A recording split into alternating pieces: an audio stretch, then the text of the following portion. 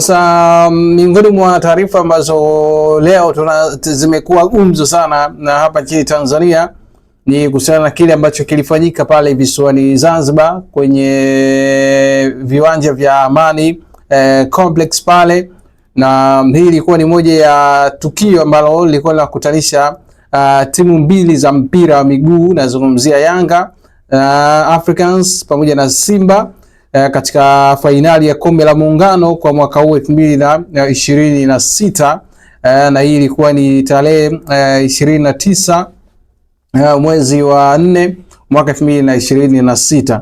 Sasa miongoni mwa wasanii waliokuwa wakitajwa kutumbuiza katika fainali hizo ni D Voice, lakini pia Ali Kiba ambaye yeye alitumbuiza pale wimbo unaitwa Fainali ambao ameshirikishwa na BN. Lakini kwenye kutumbuiza kila mtu alikuwa na zamu yake, yani Ali Kiba yeye alitumbuiza, lakini iliangaziwa kwamba D Voice atafuata kutumbuiza baada ya mechi kuisha.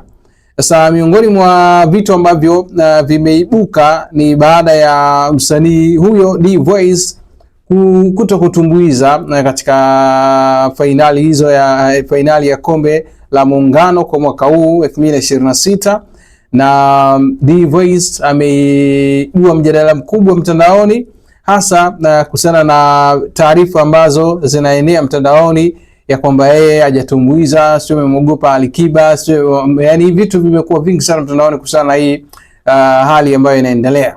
Sasa D Voice ameamua kutoa taarifa zilizopelekea asitumbuize na wala sio zile zinazosema mtandaoni kuhusu Ali Kiba kutangulia kutumbuiza na yeye kutakiwa kutumbuiza muda wa mechi kuisha.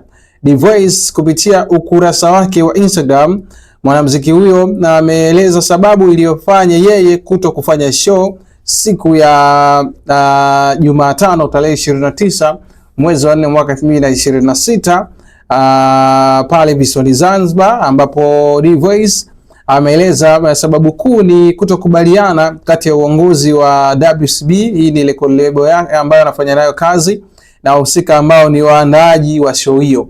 Kwenye andiko lake D Voice amenukuliwa kwamba kuhusu jana kuto kuperform ilikuwa ni changamoto ya kuto kuwafikiana kati ya Mapinduzi na WCB, ila sio kwa sababu sijui nani aliimba nini, sijui mechi imeisha.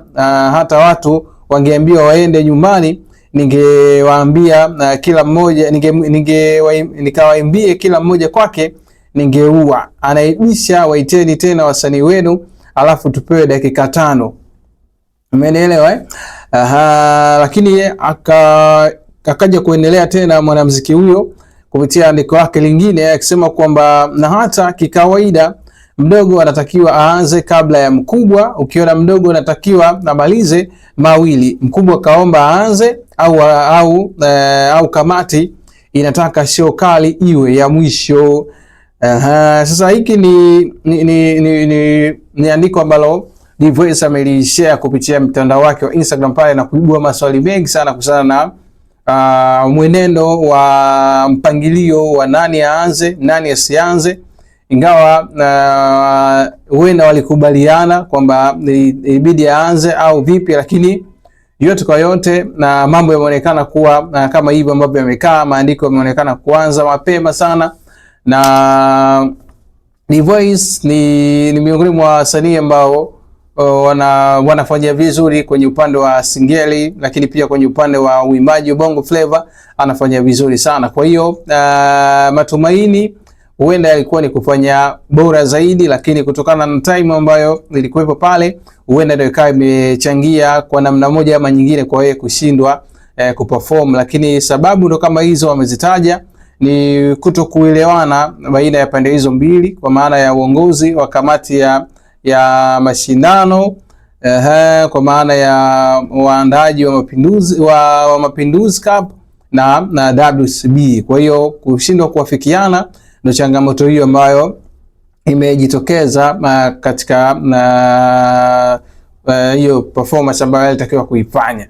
Kwa yote mambo ndio yamekaa hivyo, na mtandaoni ni kwa moto sana kusana kile ambacho kilitokea, hasa kusana na mpangilio. D Voice ni miongoni mwa wasanii ambao perform kwa maana amesha prove kwenye upande wa kuperform kwenye viwanja ambavyo vinakutanisha idadi ya watu. Tuliona kwenye Yanga pale uwanja Benjamin Mkapa aliperform na watu walienjoy kwa namna moja ama nyingine. So tusubiri kuona kama kutakuwa na update yoyote kuhusiana na D-Voice, tutakuja kuileta hapa, lakini hiyo ndio taarifa ambayo kwa sasa hivi ina trend sana huko mtandaoni kuhusiana na hilo andiko lake, kwamba kwa nini yeye hajatumbuiza na kuzima maneno ambayo ama uvumi ambao ulikuwa unaenea mtandaoni kwamba ameogopa hivi na hivi, lakini hayo ndio majibu ya D-Voice.